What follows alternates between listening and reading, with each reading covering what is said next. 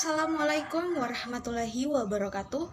Perkenalkan, nama saya Sinta M. Iyong dengan NIM B.21.06.035. Baiklah, di sini saya akan membuat video materi tentang seks pranikah oleh dosen pengampu Ibu Arifah Usman SST MKes pada mata kuliah Asuhan Kebidanan pada Remaja dan Perimenopause. Yang perlu kita ketahui bahwa seks pranikah merupakan hubungan seksual yang dilakukan remaja tanpa adanya ikatan pernikahan yang resmi. Pada saat ini, seks pranikah merupakan salah satu masalah yang terjadi di Indonesia. Menurut WHO, tahun 2014 remaja adalah penduduk dalam rentang usia 10-19 tahun dan belum menikah. Pusat Data dan Informasi Kementerian Kesehatan Republik Indonesia mengatakan pada remaja usia 15-19 tahun dikhawatirkan belum memiliki keterampilan hidup yang memadai, sehingga mereka beresiko memiliki perilaku pacaran yang tidak sehat, antara lain melakukan seks pranikah. Sedangkan usia produktif dalam melakukan hubungan seksual yaitu berusia 20 tahun ke atas, karena di usia ini organ reproduksi secara psikologis sudah berkembang dengan baik. Tingginya angka masalah perilaku seksualitas pada remaja tergambarkan dari data WHO pada tahun 2016, menyebutkan bahwa sekitar 21 juta remaja perempuan yang berumur 15-19 tahun di negara berkembang mengalami kehamilan setiap tahun, dan hampir setengah kehamilan tersebut atau 49% merupakan kehamilan yang tidak diinginkan. Kehamilan tersebut disebabkan oleh adanya perilaku seks menyimpang yang cenderung mengalami peningkatan setiap tahunnya.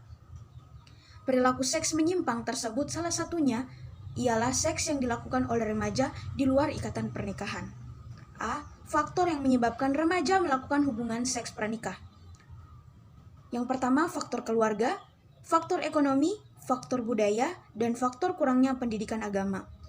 B. Dampak negatif dari hubungan seks pranikah. Dampak negatif dari hubungan seks pranikah itu ada beberapa macam. Yang pertama, dampak psikologis.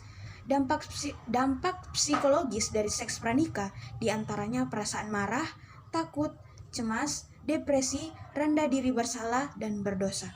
Yang kedua, dampak fisiologis. Dampak fisiologis seks pranikah tersebut diantaranya dapat menimbulkan kehamilan yang tidak diinginkan, maka satu jalan yang diambil adalah aborsi.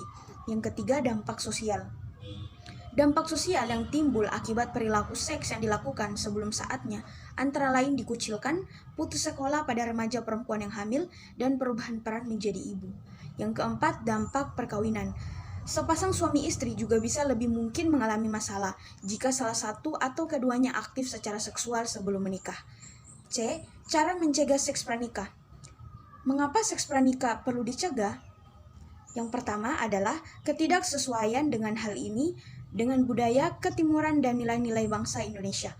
Alasan lain adalah seks pranikah sangat berpotensi memicunya kehamilan, penyakit seksual menular, aborsi, serta berbagai dampak negatif lainnya.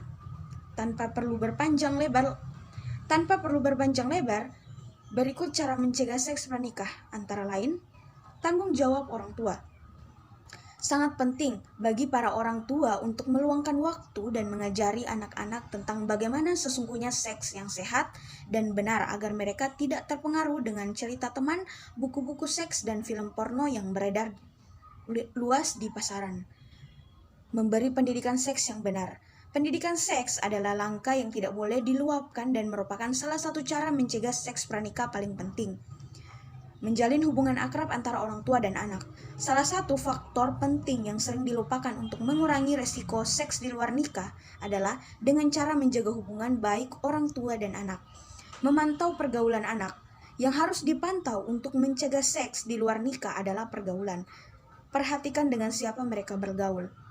Dan yang terakhir, memilih lingkungan yang positif. Lingkungan sangat berperan dalam membentuk karakter serta perilaku keseharian kita. Jika kita ingin menjauhkan diri sendiri atau anak-anak dari seks pranikah, masuklah ke dalam lingkungan yang kondusif. Baik, itulah hasil penjelasan materi dari saya. Lebih dan kurangnya saya mohon maaf. Wassalamualaikum warahmatullahi wabarakatuh.